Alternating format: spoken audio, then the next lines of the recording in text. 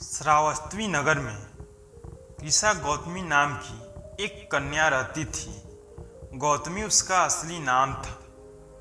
काम करते करते वह जल्दी थक जाती थी, इसलिए लोग उसे कृषा गौतमी के नाम से पुकारते थे। गौतमी ने जब जवानी में प्रवेश किया तब उसका विवाह हो गया। गौतमी बहुत गरीब घराने की थी, इसलिए उसके ससुराल के लोग उसका ठीक से आदर नहीं करते थे। कुछ समय बाद गौतमी को एक पुत्र हुआ।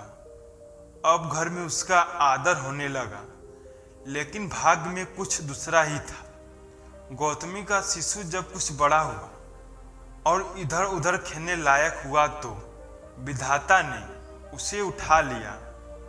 गौतमी ने सोचा, पुत्र जन्म से पहले मेरा इस घर में अनादर होता था।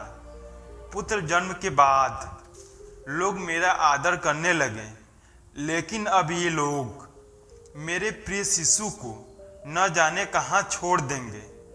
गौतमी अपने मित्र पुत्र को गोद में ले उसके लिए घर घर दवा मांगती फिरने लगी। लोग ताली बजाकर हंसी मजाक उड़ाते हुए कहते हैं, पगली कहीं मरे हुए की दवा भी मिलती है। किसी भले आदमी को गौतमी पर बहुत दया आई। उसने सोचा, इसमें इस बेचारी की दोष नहीं, यह पुत्र शोक से पागल हो गई है। इसकी दवा बुद्ध भगवान को छोड़कर और किसी के पास नहीं। उसने कहा, माँ तुम बुद्ध भगवान के पास जाकर उनसे पूछो। गौतमी अपने शिशु को गोद में ले जहाँ बुद्ध पालथी मारे बैठे थे वहाँ पहुँची और अभिवादन करके बोली, महाराज मेरे पुत्र को दवा दीजिए। तथागत बुद्ध बोले, तूने अच्छा किया जो यहाँ चली आई।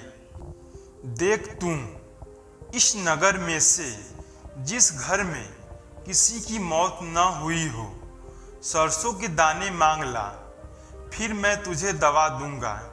बुद्ध की बात सुनकर गौतमी बहुत प्रसन्न हुई और सरसों के दाने लेने के लिए चल दी।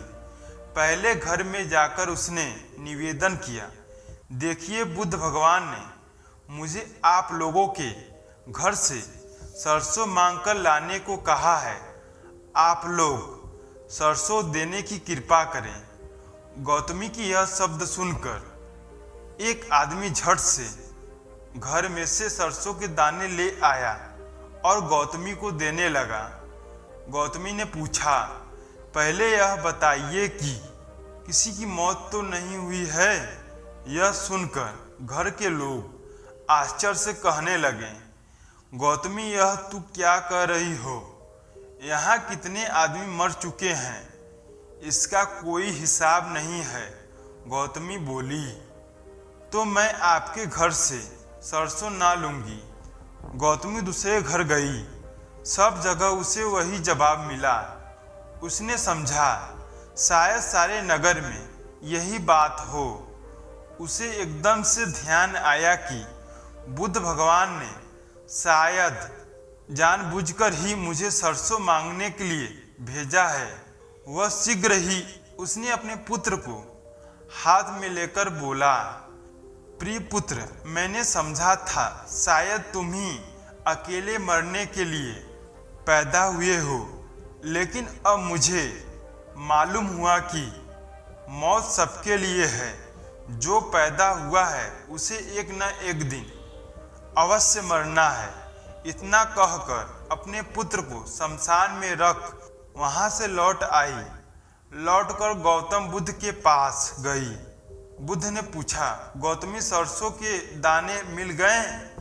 गौतमी बोली, भगवान सरसों नहीं चाहिए, उनका काम हो गया है। दोस्तों, हमने इस कहानी से क्या समझा? इसी तरह हमारा जीवन है, जो एक बार घटना घट जाता है उसे दोबारा हम नहीं ला सकते, परंतु हम संघर्ष करके उसे अच्छा कर्म कर सकते हैं।